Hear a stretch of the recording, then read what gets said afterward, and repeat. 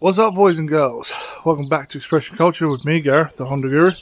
Today I've got new shocking material for you. Haha, bit of a stupid pun. I've got new shocks for the Jazz. Now, the reason I'm doing this, if you follow the channel and you check my regular stuff, you'd have known that the bug is attacking me. You'd have known that I recently got lowerings rims fitted to the car, but they were swapped from another Jazz. They were swapped from a facelift Jazz SI,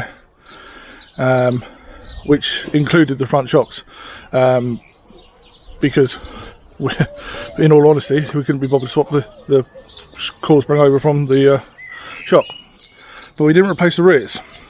Now, I recently found out that the facelift and the pre-facelift actually have different shock absorbers. Well, we actually found out the fronts were completely different, because when we went to put the top nut on it, the thread pitch was different. So that was what sparked my interest. So the pre-facelift are a TF0 shock absorber, but the facelift are a TF3.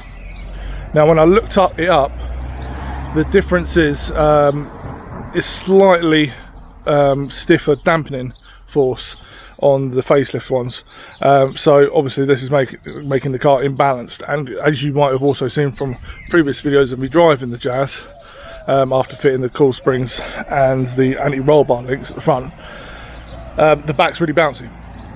Now obviously they are more than likely the original shock absorbers on the car, so they're now 11 years old. So regardless, this is going to be an upgrade of some sort, and it's going to freshen up the vehicle. So let's get to it. Right, everybody. So these are the shocks. Genuine Honda, obviously. They are brand new. I found someone online selling these, reasonable price actually, almost brand new price. But yeah, there are two in this box. But yeah, you obviously need two. There is the part number. Ignore the 2 at the end. He's wrote that on there just to show that there's 2 in the box. It's a bit stupid, because obviously as soon as I picked up the box I was like, oh, that's heavier than it should be. And the fact I ordered 2 and only one box turned up. There we go. 2 in there. Don't know why one's already been taken out of the wrapping, but there you go. Probably for his eBay pictures. Just noticed that's slightly distorted as well. Fabulous. But yeah, as you can see, there's the TF3, and we shall show you once I'm underneath the vehicle that it has TFO ones on. Genuine Honda, as you can see. Woohoo! Let's get them on. Right, over to the Jazz. So obviously, if you've got a non-spare wheel floor, you will have this floor, which will have these little shelves on. So you need to remove these to gain access to the the top mounts, however they mount. They've got just a nut and a couple bolts and nuts and some rubber bushes. Right, let's get those out. Right, another little thing I forgot to mention: if you do have the floor that folds up for the non-spare wheel, you need to drop the piece. There is a little bracket here, this little piece, and in the middle of it is a screw. You untake that, undo that, pop that off, and they're sat in this bracket here, and then you can remove all this. On a car that does have a spare wheel floor fitted, you won't need to do this. They just pop off. Just get any panel trim tool around it and it'll just pop straight off. Right, obviously now we need to undo that. You need an Allen key and I believe a 14, but more than likely I'm hoping and praying I can just gun these up with my big Mac Tools gun. Over there, exactly the same. I'm going to put a bit of penetrating fluid down it as well. With the old top nuts removed from there, there they are. I always put the washer on top of it just so you know the orientation that everything came off. Same that side.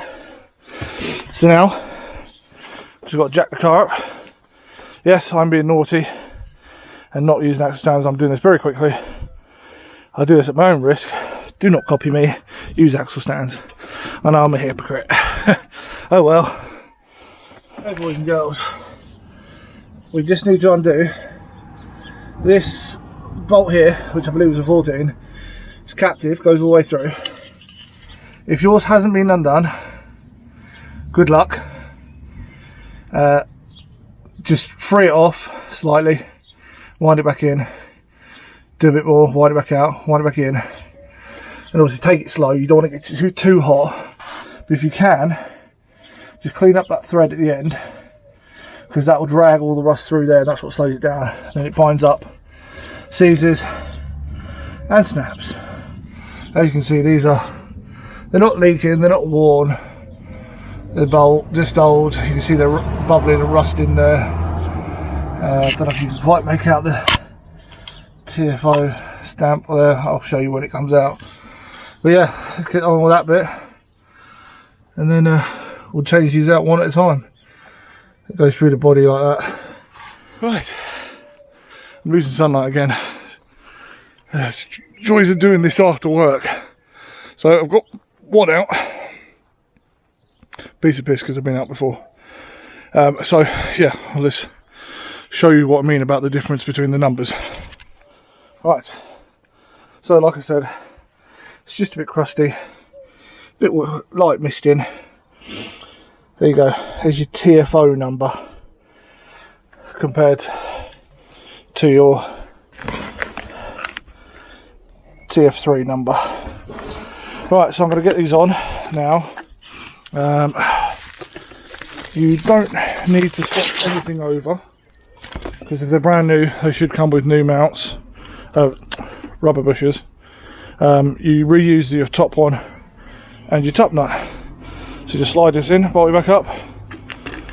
So easy, so easy.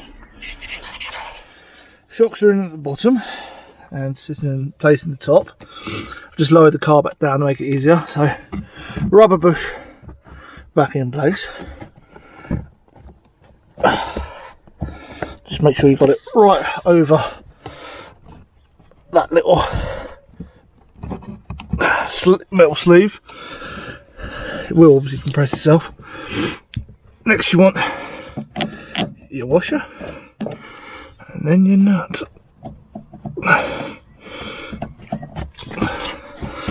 And then obviously tying it all up.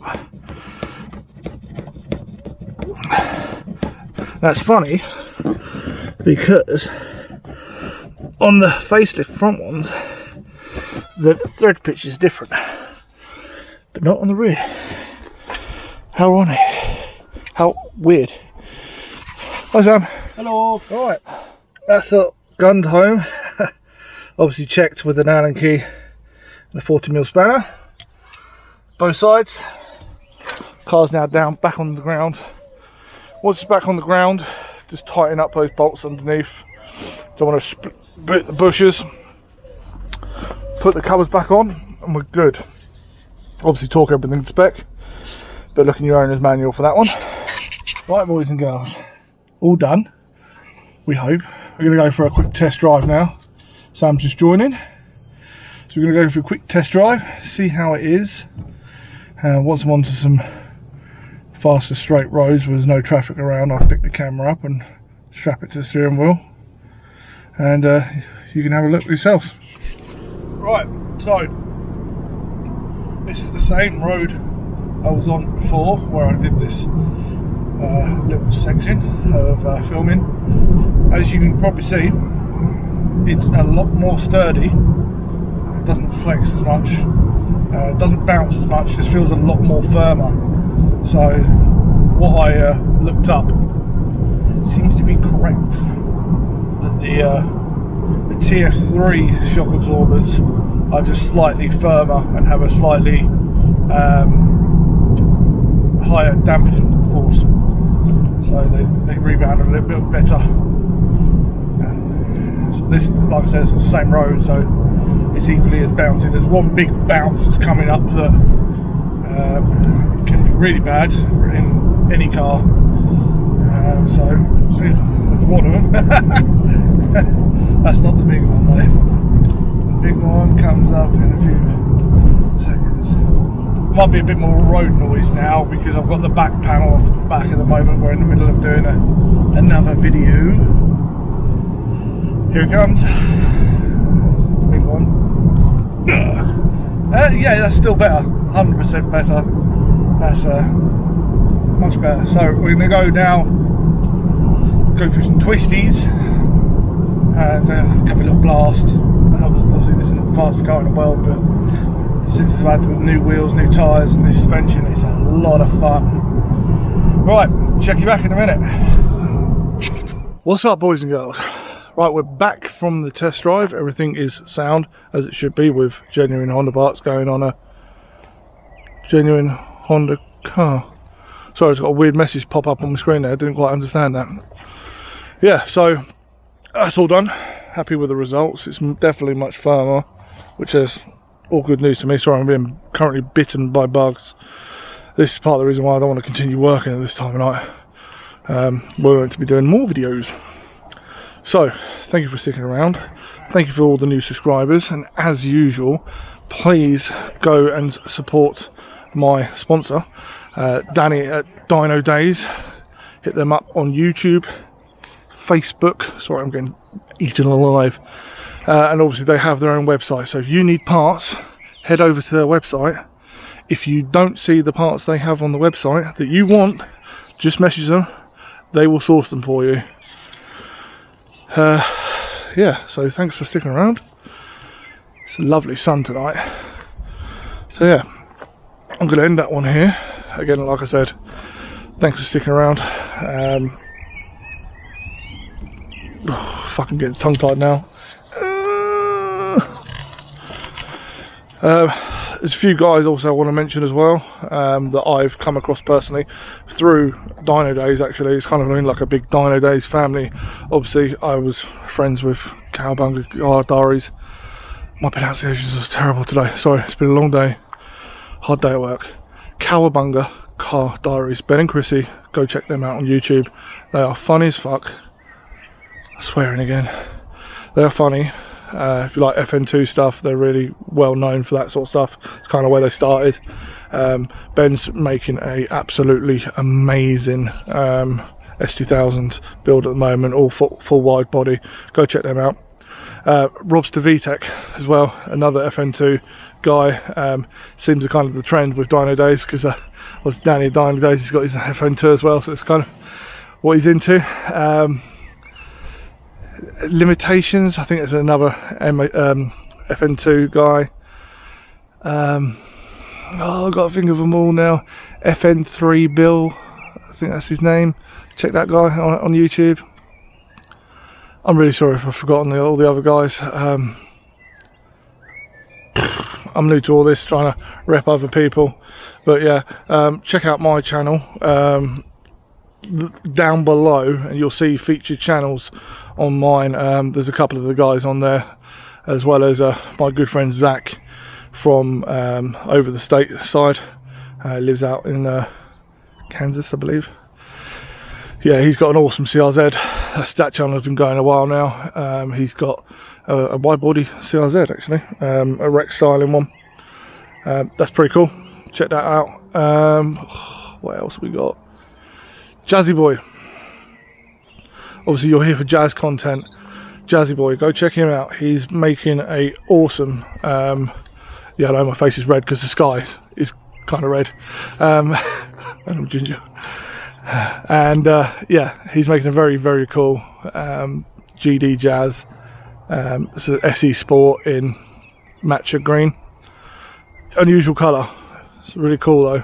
I really like it. One day I hope to feature that car on this channel. It's really cool. Stripped out, low, big tyres, small wheels, you know, all that track stuff.